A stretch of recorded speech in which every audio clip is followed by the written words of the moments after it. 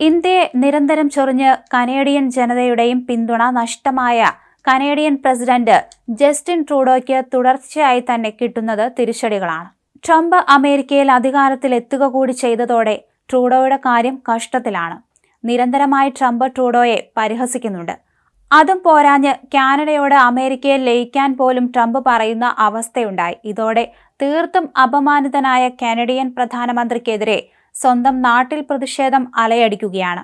ഇതോടെ കാനഡിയൻ മന്ത്രിസഭയിലും കൂട്ടത്തോടെ കൊഴിഞ്ഞുപോക്കാണ്.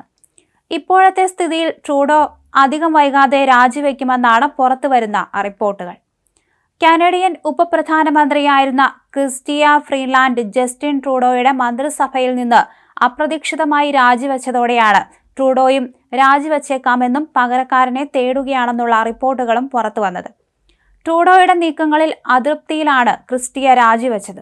ധനകാര്യ വകുപ്പ് കൈകാര്യം ചെയ്തിരുന്ന ഫ്രീലാൻഡ് വർഷങ്ങളോളം ട്രൂഡോ സർക്കാരിലെ ഏറ്റവും ശക്തയായ മന്ത്രിയായിരുന്നു.